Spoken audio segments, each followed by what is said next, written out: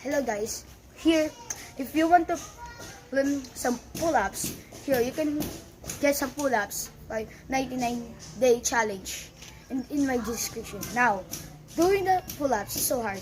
So first, do the 30-second deadlift.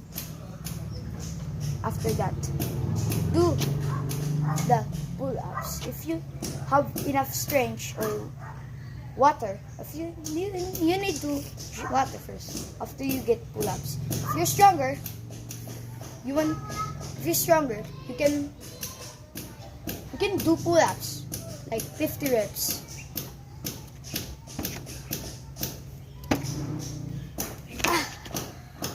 Now that's so hard. So another pull-ups.